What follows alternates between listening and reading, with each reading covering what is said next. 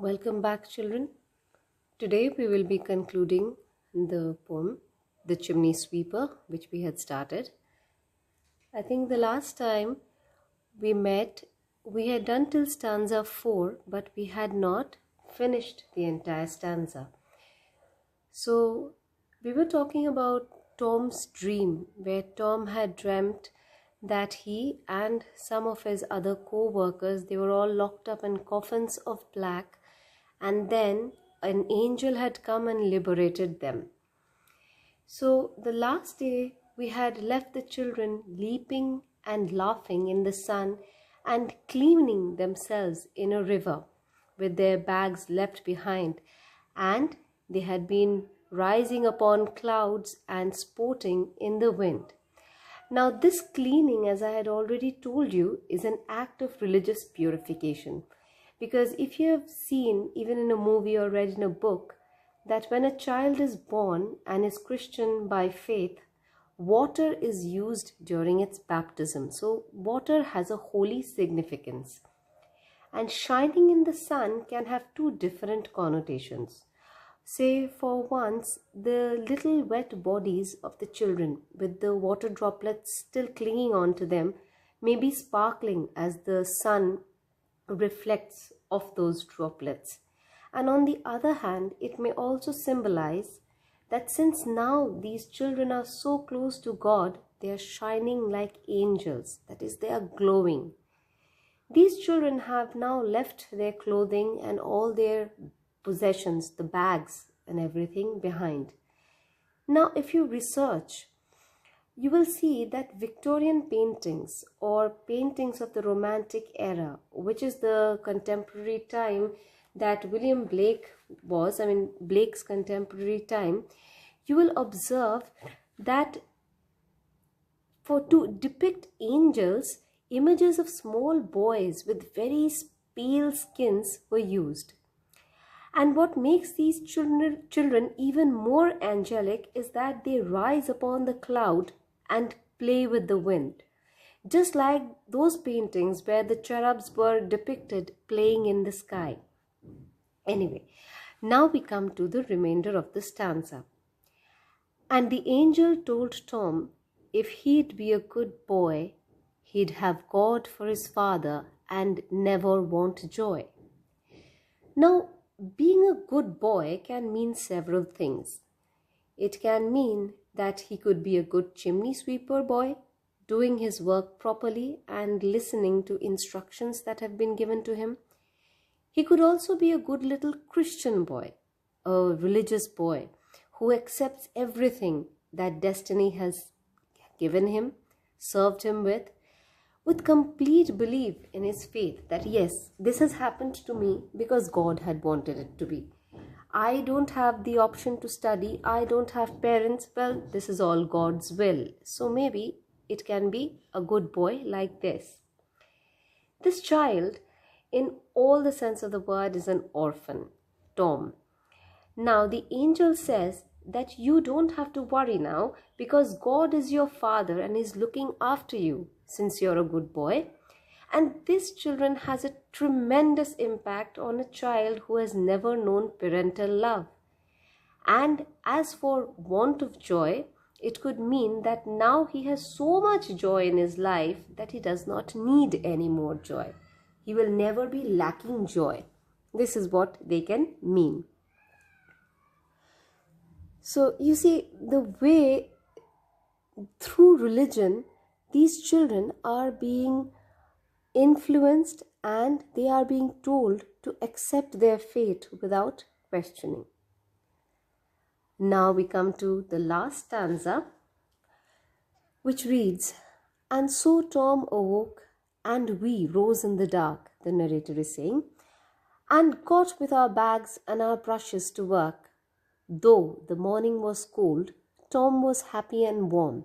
Now, though, Though, since the poet, in order to maintain the rhyming sense of the stanza, he has not written the entire word but has replaced UGH with an apostrophe.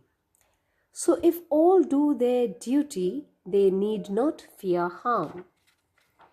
Coming to the explanation, so Tom wakes up from his dream and they're all up and about on their jobs.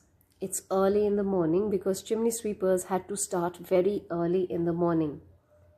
The bags which had disappeared in the dream have reappeared again beside them. It is before sunrise, and in England you can imagine how freezing it might be. A cold morning in England. But Tom was happy and warm. Now Tom is impervious to this biting cold. He is resistant to the dark and bleak morning. Nothing makes him miserable. His dream keeps him happy because in the dream he has been ensured by an angel, representative of the God himself, that he will now have a father who will love him and protect him. And who is that father? He is the Father, that Father, our Father who art in heaven. He is God himself. So what better can anyone ask for? He is the mightiest, the most powerful Father that anyone could ever long for. And he is now safe under the protection of such a Father who is God himself. Now, the last few lines. If all do their duty, they need not fear harm. This is like a moral to the story. At the first level, you might ask that who is this all the poet is talking about? Now take it from the perspective of the little boys. The angel had already told Tom that if he'd be a good boy, he'd be protected by God. So it can mean that the boys simply have to accept their miserable fate and not question society's objectives while they simply do their duty. No questions, just go on working. Or does the poet mean us, that is the readers? Us who we are reading, the people we are reading the poem now, or at that point of time, those readers the poet had targeted while he wrote this poem, the people he wanted it to target. So basically, if we perform our basic duties, if we are kind to the people around us, or in that era, if they behaved like true Christians, they say they are supposed to be very, very kind. In fact, all religion preach kindness and non-violence. So if they behaved like true Christians, showing kindness to all, making sure that no harm comes to adults and children alike, including the chimney sweepers, then they will never incur the wrath of God. The chimney sweepers will not fear harm on one level because they'll be looked after. And secondly, whatever was being done, whatever laws were being passed, whatever child labor was happening all in the name of God. The church was saying that it is all right, God has sanctioned it, God has accepted it, it is God's will. But after all, God is not so unkind. He looks after his children. So, he's the final judge, and whatever is being done in his name, if it is wrong, it shall definitely not be taken kindly by him, that is God, on the final judgment day.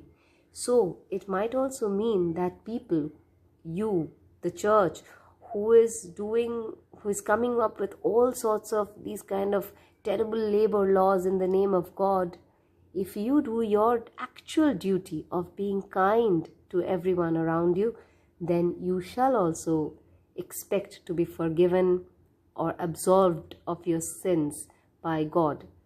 You will not, purge in purgatory. God will not be angry with you. So children, even though the poem is spoken through the lips of a little child, the message that it carries is very, very adult in nature. And this is what makes the poem more ironic than ever. With this, we conclude the poem. And just in case, if you were wondering, finally, a law came. The Factory Act was passed. As you can see, it is the screenshot of a newspaper. It's August 1st, 1833. And this kind of abolished this terrible practice of child labor. It said that no child workers under 9 years of age were acceptable. Employers must have an age certificate for the child workers. You cannot just thrust a 6-year-old into work and say that yes, he's 9 and he can work. I need the money. Children of 9 to 13 years to work no more than 9 hours a day, though it might seem terrible to you, but for a person who is working 24 hours a day without wages, for that person it is a bright and sunny thing to happen in his life. Children of 13 to 18 years would not work for more than 12 hours a day. Children are not to work at night. And the best part, 2 hours of schooling each day for all the children. So somewhere at the end of the tunnel, there is always light. So children, I hope you have understood the poem. I have really liked teaching it to you, discussing it with you.